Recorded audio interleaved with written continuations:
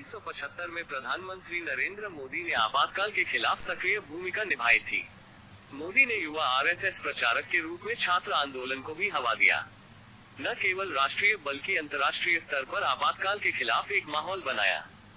भूमिगत रहते हुए अपने लेख और पत्राचार के माध्यम से देश के कोने कोने तक सूचना पहुंचाई। बाद में आपातकाल पर एक किताब भी लिखी। 25 जून यानी मंगलवार को देश में आपातकाल को 49 वर्ष पूरे हो चुके हैं। प्रधानमंत्री नरेंद्र मोदी ने आपातकाल को लोकतंत्र पर काला धब्बा बताया। उन्होंने 24 जून को 18वीं लोकसभा के सत्र से पहले भी आपातकाल का जिक्र अपने संबोधन में किया और 25 जून की सुबह इस काले अध्याय को याद कर कांग्रेस पर निशाना साधा।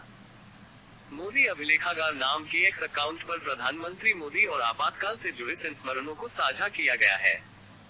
पोस्ट में लिखा कि आपातकाल की शुरुआत 25 जून 1975 को नहीं बल्कि इससे पहले छात्र आंदोलन से हो गया था। कांग्रेस के भ्रष्टाचार के खिलाफ व्यापक छात्र आंदोलन पूरे देश फैल रहा था। इसमें गुजरात भी शामिल था। गुजरात में 1974 के नवनिर्माण आंदोलन के दौरान प्रधानमंत्री मोदी ने परिवर्तन लाने में छात्रों की आवाज की ताकत देखी। छात्र आंदोलन की वजह से राष्ट्रीय स्वयंसेवक संघ आरएसएस के युवा प्रचारक के रूप में प्रधानमंत्री नरेंद्र मोदी को अखिल भारतीय विद्यार्थी परिषद एबीवीपी में नियुक्त किया गया। प्रधानमंत्री नरेंद्र मोदी ने युवा आंदोलन का समर्थन किया। आपातकाल लागू होने के बाद भी मोदी सक्रिय रूप से विरोध प्रदर्शनों में शामिल होते रहे हैं। सेंसरशिप के बावजूद उन्होंने और अन्य स्वयंसेवकों ने लगातार बैठकों का आयोजन किया।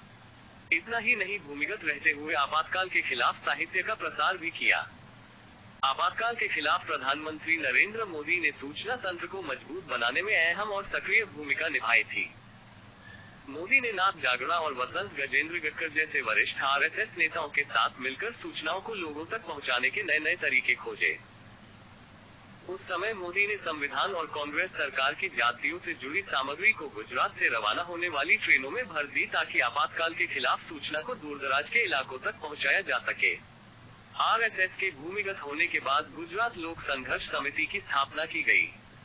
कांग्रेस सरकार के खिलाफ विद्रोह में प्रधानमंत्री मोदी के लेखों और पत्राचारों ने अहम भूमिका निभाई थी। उधर आंदोलन से जुड़े प्रमुख नेताओं को मीसा अधिनियम के तहत गिरफ्तार कर लिया गया था। यही वजह है कि प्रधानमंत्री नरेंद्र मोदी को कई बार अपना हुलिया तक बदलना पड़ा। कभी वह स्वामी जी तो कभी सिख बनकर सरकार को चकमा देते रहे। प्रधानमंत्री नरेंद्र मोदी ने उस वक्त आपातकाल के खिलाफ वैश्विक स्तर पर भी आवाज उठाई। भूमिगत होकर मोदी ने दुनिया भर में सूचनाओं को भेजा ताकि विश्व स्तर पर आपातकाल के खिलाफ माहौल बनाया जा सके। विदेश में रहने वाले मोदी के सहयोगियों ने आपातकाल के खिलाफ समाचार पत्रों पर छपे लेख की फोटो भेजी। इसके बाद इन फोटो की प्रतियों को जेल में भेजा गया। 1977 में जब आपातकाल हटा तो नरेंद्र मोदी की सक्रियता को राष्ट्रीय मान्यता मिली। आरएसएस ने उन्हें दक्षिण और मध्य गुजरात का संभाग प्रचारक नियुक्त किया। 1978 में 27 वर्ष की उम्र में मोदी ने अपनी पहली पुस्तक संघर्षमा गुजरात लिखी। इस किताब में उन्होंने आपातकाल के दौरान अपने अनुभवों को साझा किया है। तत्कालीन मुख्यमंत्री बाबूभाई जसेभाई पटेल ने इस पुस्तक का विमोचन किया था। तब उन्होंने इस किताब को जानकारी का खजाना बताया था।